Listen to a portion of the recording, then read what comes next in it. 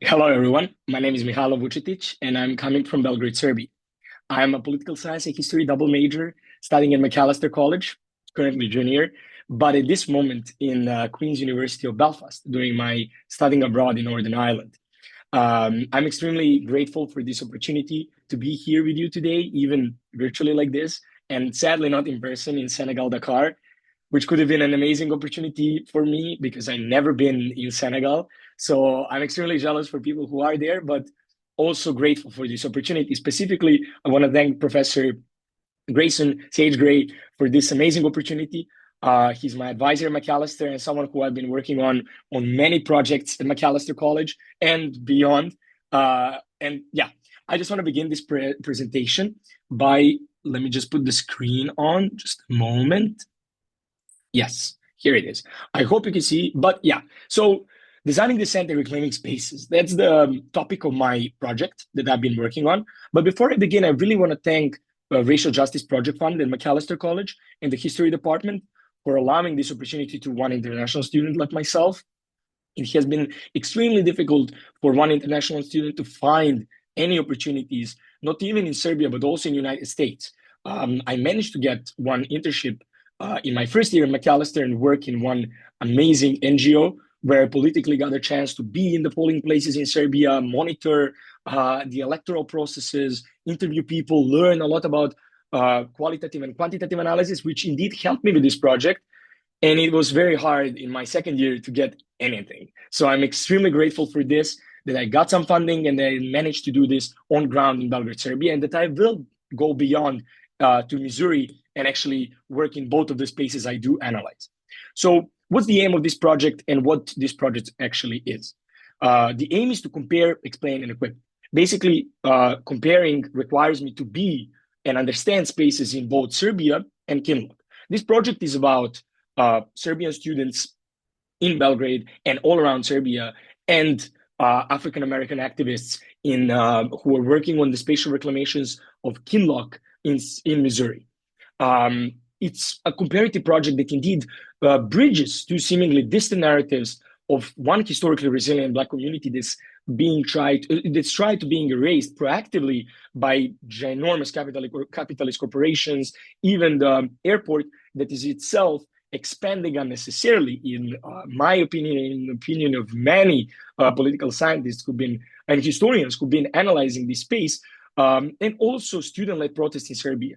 They have been historic in so many ways, which I will explain, which I believe not many people have been done, or actually anyone, because I haven't seen any research being done on comparing this movement in Serbia with anything outside Europe, not to consider even African Americans. And I do believe that there are so many connections that are worth underlining, underscoring, and even bolding down for the future protests that might occur in the similar spaces. That's why it's important to explain, to understand these movements, understand their spaces, understand their histories, and then equip people for the futures who are coming to understand what it is built. I learned these through many tools I got in so many of my classes in Macalester College. And not only to consider the first class I took with Sage Gray, which is actually Wakanda Forever. That class equipped me immensely. It helps me throughout, and actually some of theoretical frameworks I worked from Achille Mbembe, Paul Gilroy, Edward Glissant, Sylvia Winter, they're all from that class. So one class managed to equip me so much that I today cite these works as extremely important in so many works I've been doing, even about Eastern Europe. I place this conversation that I find specifically with theoretical framework for Michel Foucault and David Harvey. Michel Foucault specifically talked about heterotopia as an interesting concept, which I want to analyze further. I will explain what's heterotopia and why do I believe that this spatial reclamation in Kinloch, in one specifically neglected community, and the students that recently started building their heterotopias are indeed very similar. And they have so many things that we need to find as a commonality. And as I said, there is a bunch of theoretical frameworks I continue working on. For instance, one of the most important is David Harvey's work, because it helps me understand how this imaginative idea of heterotopia can actually be very materialistic. And it has to be on ground to understand what are the actual potentials of this movement in reality, aside from these imaginary ideas that many students and someone who is like myself, very much against the Serbian government, and I'll explain in so many ways why, with the current Serbian government, the Serbian Progressive Party especially. But yeah, so let me start and begin by two quotes. So I took two quotes before I started even analyzing anything, and it's the one from Oscar Wilde, from an Irish poet, which actually now it's quite funny because I find myself in Ireland, and also Rainer Maria Rilke, which is the Austrian poet. I won't read both of those, but I will read the Oscar Wilde ones, which is that a map of the world that does not include utopia is not worth even glancing at, for it leaves out the one country at which humanity is always landing. And that's very true. That's something I want you to think about. The same way Rilke in his quote in his poem actually talks about the essence of a tree. It's important to think about, what do we believe the actual utopia is? What is the utopia? Is it something that I put here in the background of the photo, which happened to be created in 1480, which talked about the ideal city, and actually presents the ideal city? Is this the ideal city? Is this something we are aiming for? Are maybe utopias we think of gated communities in the United States? Are those perhaps some suburban areas in the United States? Are they maybe urban areas? Is it New York? Is it Chicago? Or is it maybe some small European or Asian town that we think of? What is actually utopia for us? And how do we feel and understand how do we understand at what moment we come to utopia? Is there a process of coming to utopia? And what is the space between utopia and dystopia? That's something I'm specifically analyzing, because I do believe that Kinloch and Serbian students found themselves in some moment in dystopia, which was extremely pushed by racism, capitalist constraints, and so many other undemocratic governments that were working on completely neglecting these communities that needed to find their voice and reclaim again their spaces. So that moment of reclamation I'm interested in. That space that they reclaim is what I'm interested in. But I ask you, what do you feel is utopia? Is utopia this city or something else? So having that in mind, let's begin with my research question. So can insurgent architects of counter-hegemonic specialities contest Serbia's capitalist bureaucracy through the production of heterotopias and construct a spatio-temporal utopia that bridges translocal genealogies of resistance from Kinloch, Missouri to Belgrade, Serbia? I know it sounds very complicated. I try to explain this to many of my friends in so many ways, but I figure out I have a certain understanding of this that I can try to explain in the best possible manner so you can understand. That is not 35-page work that I've written already. So in many less words, I'll try to explain that. However, I do tell you that this is not that complicated. It's not as complicated as it sounds. And it's very simple once you understand specificities that I will be explaining. So why this all started and how is this important that is happening in Serbia? So on the left-hand side, you can see the train canopy that fell, and on 1st of November at 11:52 a.m. and killed 16 people. At the beginning, 15, and one of the people who were injured on that day soon after as well died. So the number, it was 16. Nobody is accountable to this day. There is not a single process that is being filed for the people to be accountable about this governmental neglect in Serbia. The government was responsible because they financed this project, like many other mega projects that are happening all around Serbia. They are being responsible together with Chinese corporations that were involved in this project. There were neglects in the EU fundings. There were neglects in so many other financial difficulties. But why this became a trigger is not solely one tragedy. This tragedy is a symbol of continuous neglect, ecological neglect, electoral neglect, democratic neglect, absolute capitalist neglect. In any neglect you could think of, this government being involved. Serbian Progressive Party has been in power for the last 13 years and built one pure stabilocracy, a regime that is, regardless of its absolutely visible authoritarian forms, being completely supported by the Western countries. It's being supported by democratic countries and continuously creates difficulties for Serbia. Serbia found itself having the most mass shootings than any other European country, having had two mass shootings just last year, 2 years ago, they happened, and nobody after this canopy ended up being accountable. So together, all of these difficulties, not only to consider the historical trajectory of Serbia after communism, wars in Yugoslavia, NATO bombing in 1999, Kosovo separation in 2008, and so many continuous difficulties, not only on this diplomatic level, but on the local level for the people who are finding themselves in so many problems, specifically with Serbian government, extreme nationalism that is being in rise. This became a trigger. Schools started blockading intersections in an honor of the victims of this tragedy. They stopped at the intersections for 15 minutes for a minute of silence for each of the victims. Apparently, this was a problem. Apparently, honoring victims became a difficulty. Apparently, all of this created problems so that the government needed to react. How? Not by finding someone who is accountable and opening transparently all the documents that been involved in this, but by beating up students and prosecuting them and not the people who beat them up.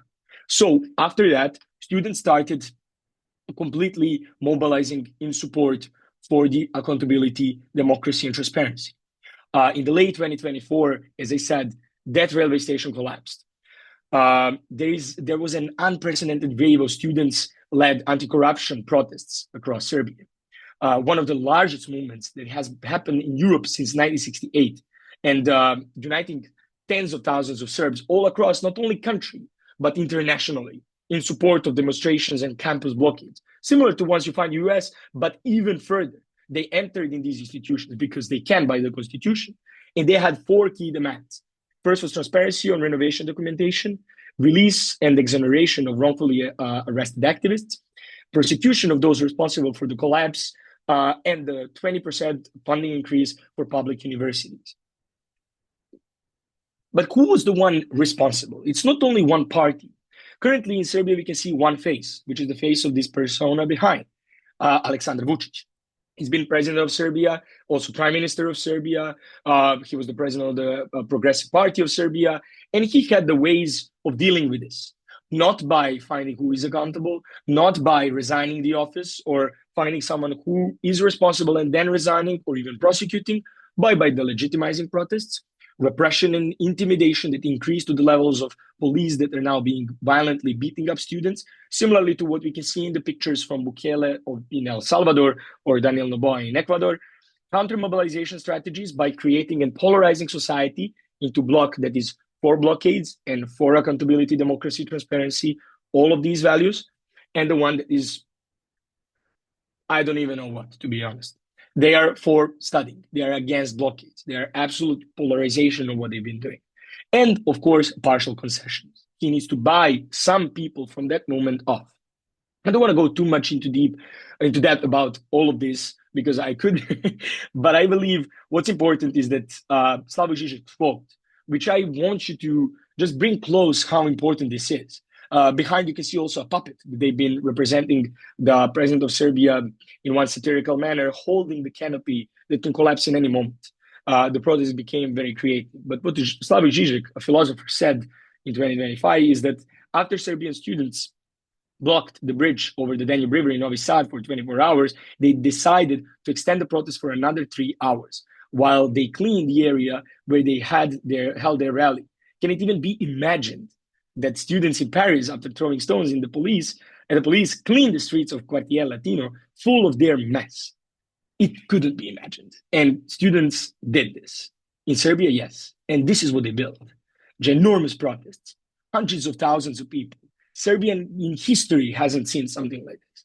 Europe hasn't seen such a ginormous mobilization of such big groups of people who usually would find themselves pretty wide on the spectrums. You can see icons there. You can see pictures of Fidel Castro or even other communists. So you can find people of all different religions, ideologies, even people of color together walking around with Serbian students for the accountability in this country.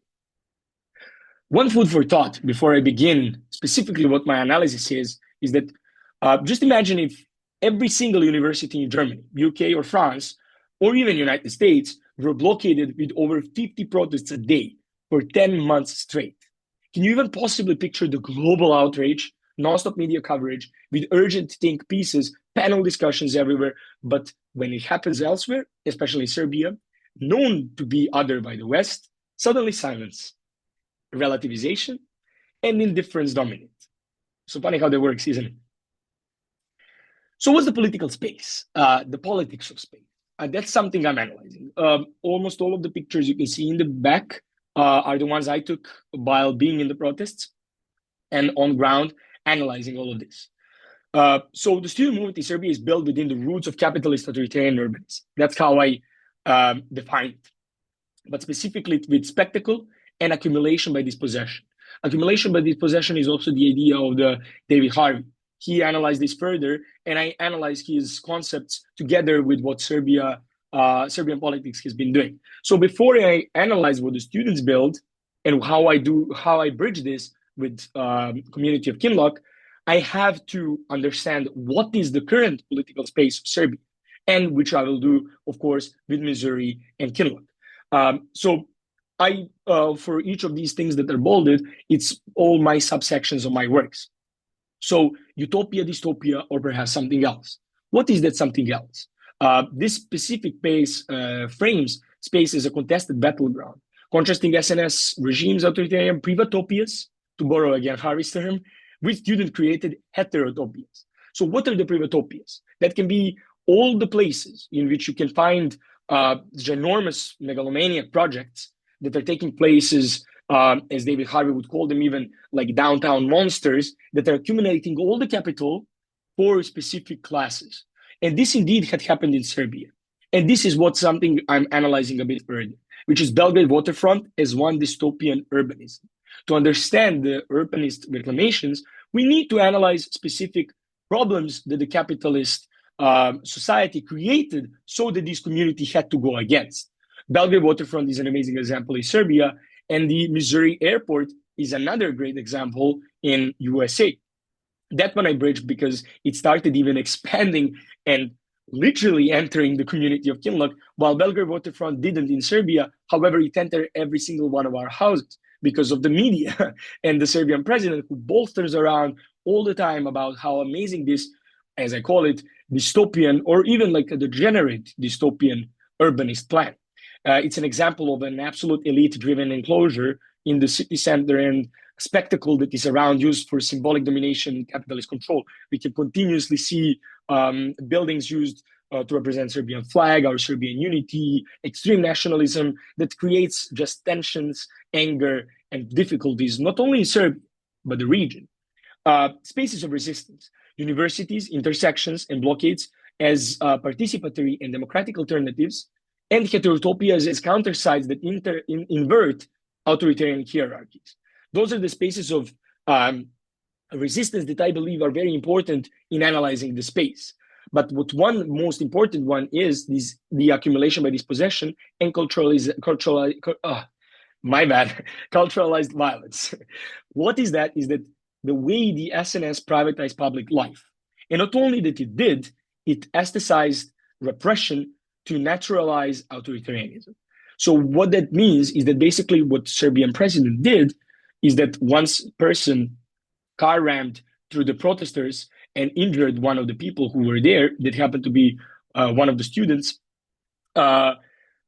president didn't say, oh, this person should be in jail or there is going to be some repercussion against this happening. No, he said, do you really want me to put in prison someone who was just going his way?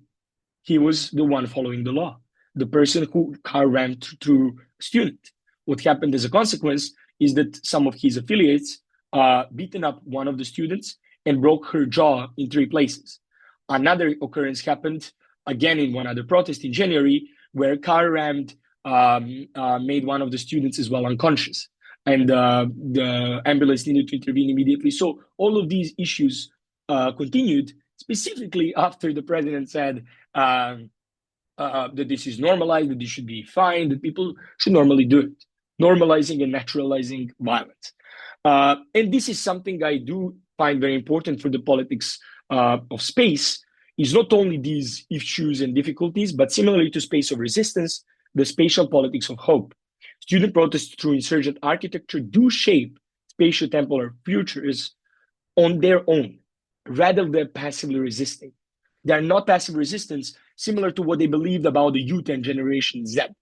Many places around the world currently, including Nepal, Indonesia, Georgia, we can see all of the students actually taking their spots and going against the neglects in the governments. We can see protests in Kenya. We can see protests even in the US. We can see all around the world students taking the action. So it's not that we are passive observers. We are taking action, but people are not noticing that.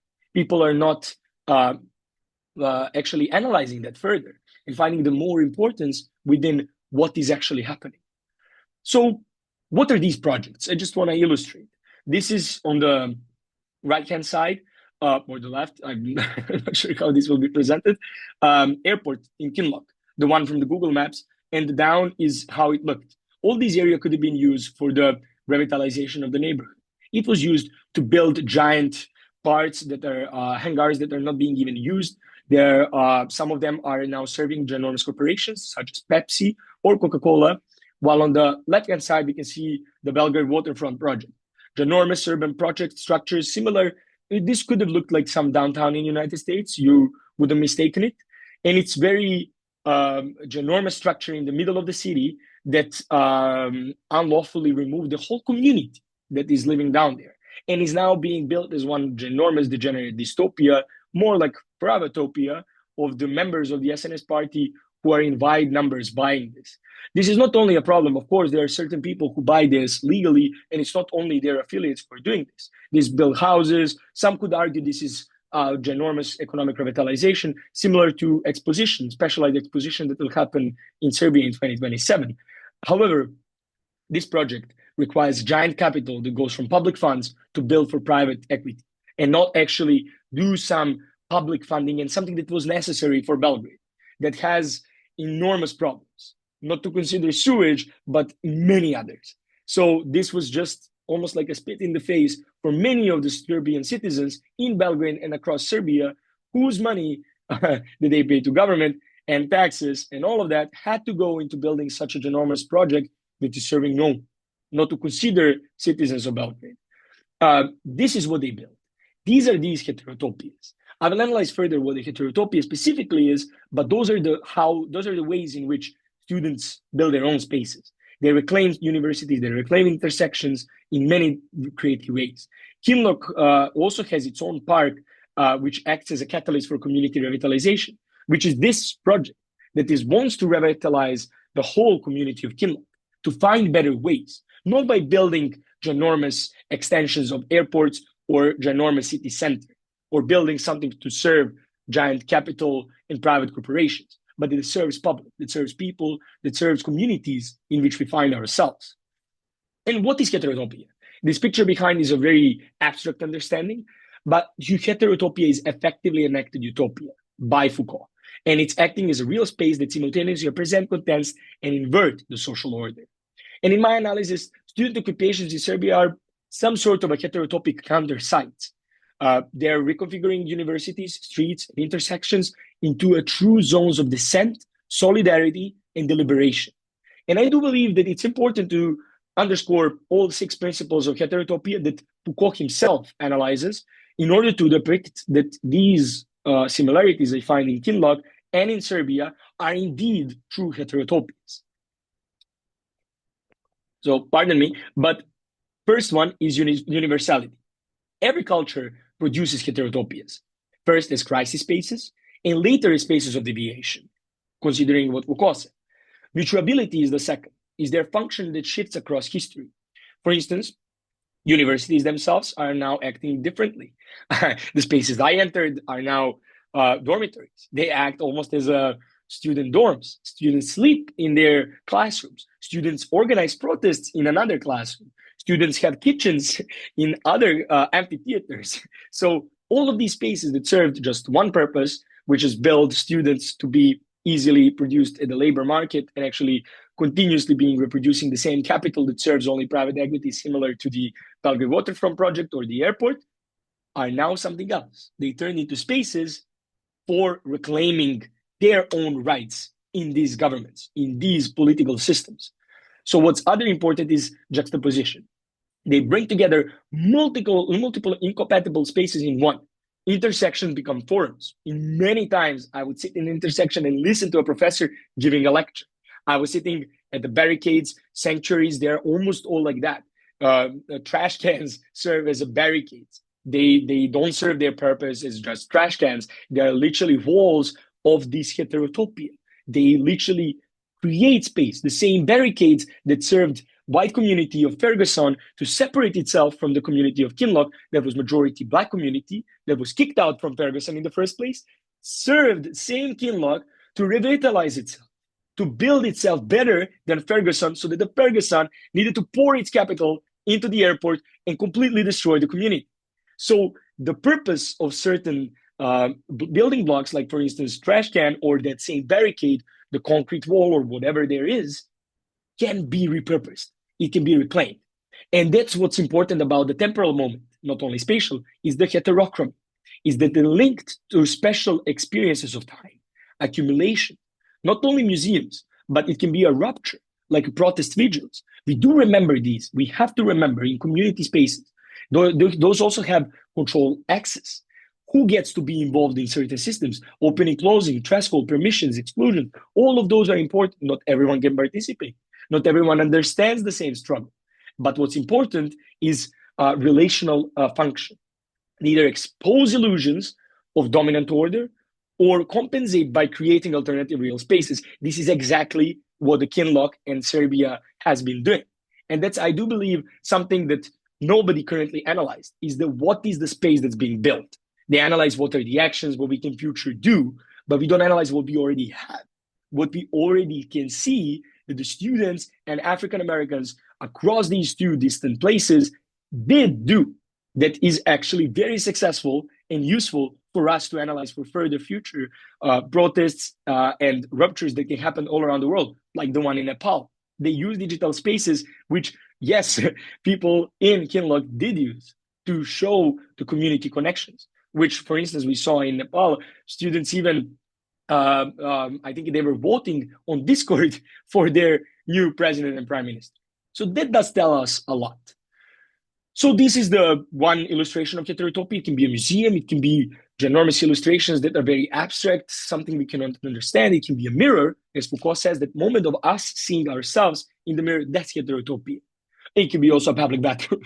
So it can be many different things we don't even think about that heterotopia actually is. So it's not as complex as I said in the beginning. So regardless of the fact that my question is very difficult in the first place, once we get into this, as you can see, it's not as extreme to follow, and it's quite simple to understand. So another space that I really analyze is that how do we navigate heterotopic reclamation? So, okay, we understand now that is heterotopia, and the space in which we find ourselves in the politics is built by accumulation, by dispossession, by ginormous capital, by privatization, by so many of these problems, by racialized governance, all of this, institutional inequity, all of it. But how do we navigate heterotopic reclamations? It's that what's important is, as I put, is how collapse of dystopian projections enabled students to build counter spaces that act as civic rehearsals of democracy. They basically practice democracy. They say they practice direct democracy, and they do. They really do. Anyone can participate. I sit there. I cannot vote because I'm not a student. I cannot do it in their general assemblies, in their student plenums, as they call it. But I can listen. I can understand. I can hear what we can participate. But I can go out on the street.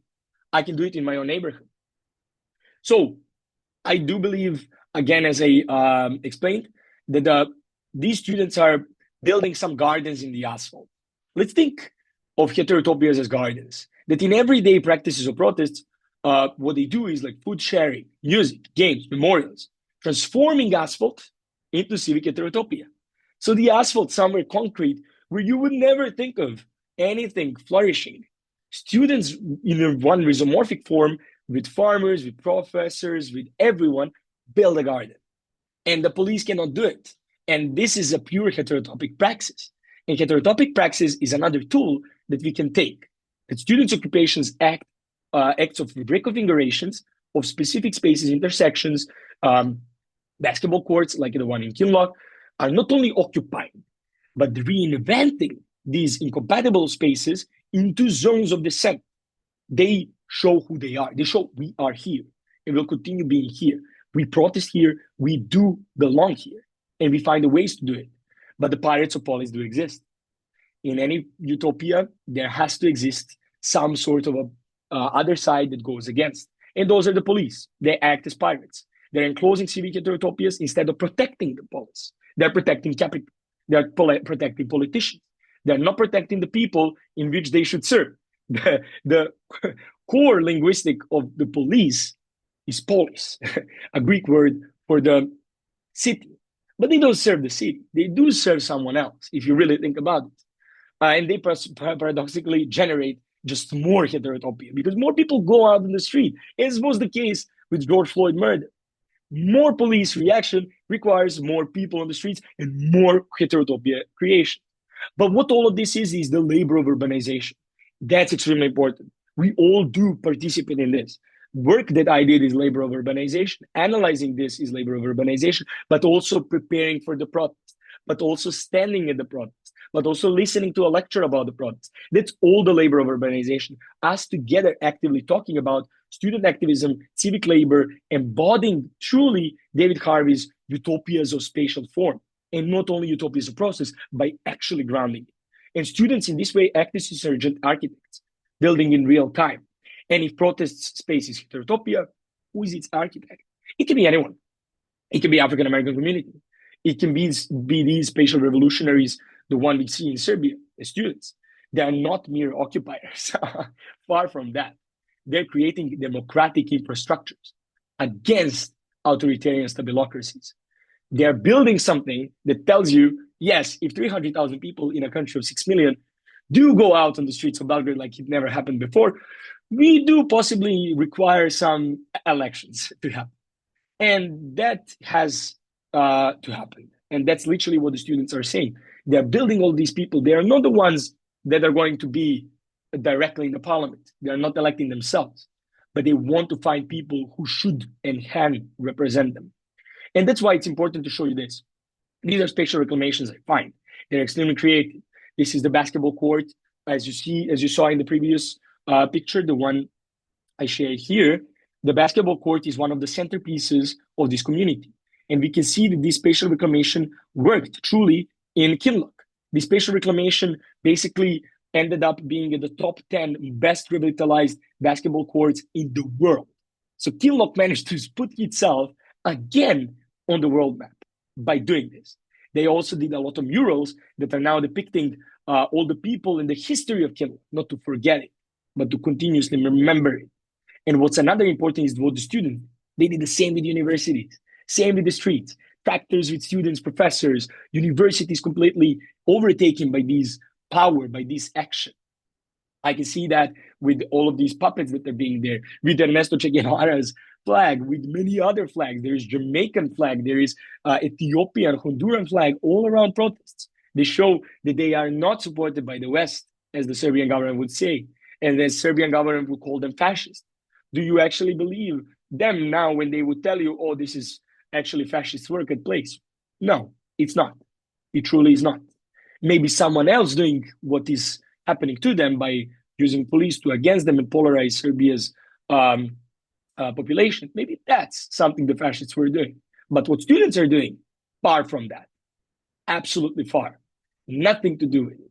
And as you can see, it's truly showing that this goes beyond. On the far right hand side, you can see a theater play I watched in Serbia. This when I took this photo I took after the play, where actors actually took themselves out from their roles to show the support of their of students across Serbia. And these are all Afrofuturist spatial reclamations. They all do the similar ways. They're similar to Lebow's Woods. Lebow's Woods was doing the same thing in the top two pictures. You can see that he's thinking about spatial reclamations in different forms. That is a form of heterotopia. building from what you have and doing it something different, not by forgetting, but by building what's left. His idea was to take 90% of what was there and 10% of something new. That's how I believe heterotopia should function. And that's how I believe this is something I believe that we should take with ourselves for the future references in any other future moments, building any similar spaces across the world. Down here, you can see one of the community centers in the specific communities around Rwanda, the places that did have a lot of issues, a lot of problems like genocide. It managed to find the reconciliation by building the civic space for the people to present themselves, to talk with themselves, to build something communal that is like a heterotopia.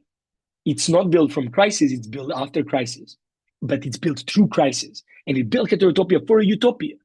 This might be utopia for the people who live there. They can know, I wasn't in that space. I would have to go. But it requires you to think about what are real heterotopias. And this is something I build by going to these spaces. I've been in a conference, and this is one of the spaces like we did. This was a form of a heterotopia. I wasn't even thinking of it when I was there. It's called, the conference was called Voice, Street, Silence, and Institution. And you can see in different ways we engage with ourselves. We listen to the students, like the one you can see here in the photo. We discussed and engaged ourselves the similar ways you probably are doing in Dakar.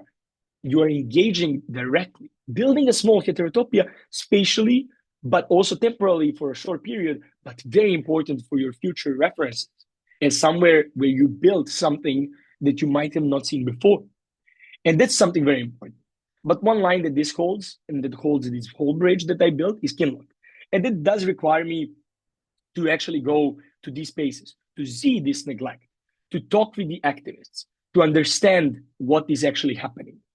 And state violence does make its own stability look fragile, while the civic insurgency shows that even in this situation, streets of Belgrade and Kinloch could become not just spaces of illusion, but the potential of the real polis yet to be realized. I do put it like this because I do believe that these spaces can be something different. Many people are telling me, Michalo, why are you so optimistic? I am optimistic. Maybe because I'm a student myself.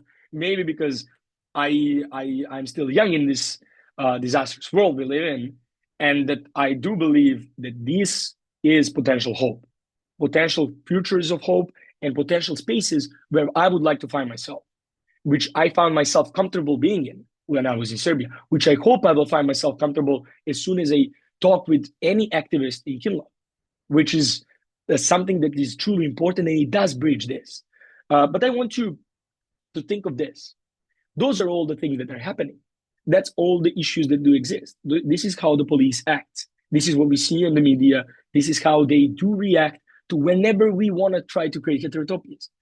But that's not the only thing. Not only by rioting and going with the police and the direct conflicts which media wants to represent is the only way. Also going to your local intersection, also reimagining basketball court. Those are all the ways which you can go against these things, not only by directly attacking. Sometimes those are the only necessary options, I do agree. But I also agree that we should think further about what these students build, about the ways that they build. They, for instance, cycled from Belgrade to Strasbourg 1,400 kilometers to deliver their message. That's heterotopia. That cycling was a heterotopia. Those all like type ideas that they do build and that they write about are all that are important. What's another thing, and that's what I want you to leave with, is basically that this is not merely a comparative study of two distant protest sites. It is a reflection of what protest builds. As one graffiti outside the blockaded Faculty of Philosophy declared, it is not philosophical to stay silent. In that spirit, my work speaks to the urgent politics of space and hope. It's threads that across the Atlantic today and historically to present how students and people of color are not only resisting some present-day authoritarian rules, but are actively designing the contours of their communities yet to come. I do believe, and as I say, that these are very important, and that's exactly why I believe that we can have a freer tomorrow. And in that, I want you to leave. I want to leave you with my bad, because I do believe that we can build a better tomorrow. We can build different spaces of hope in different places, but we do tend to have them in a similar manner. The spaces they are built in are different. The reasons they are built in are different. But I do believe that people who are from these spaces can actually help each other by understanding the spaces in which they were formed and the spaces which they form. I'm sorry for this longer presentation. I know Professor Grayson said around 30 minutes. I went a bit longer, but I truly hope that you like my presentation, and I can't wait to finish this finalized project version in December, where I hope to go to St. Louis, to Missouri, to actually talk with people and finalize my project. I've written around 35 pages, as I think I mentioned throughout this presentation, and I hope that one day I will be able to publish this, hopefully soon, as a student, as these things are still active, as these problems might solve some, as my work might solve some of the issues that these people might experience with their protests and with their own movements. But I do believe that this might serve you too with my comparison with what I found. If anybody is interested in anything further, or what I did analyze, or what my other parts of the work are, or even some sections of my work, please reach out to me via LinkedIn or even Gmail. Professor Grayson can share that. But yeah, I hope you enjoy these rests parts of the conference, and I hope to contribute further in similar things. So in solidarity, Mihailo. Goodbye.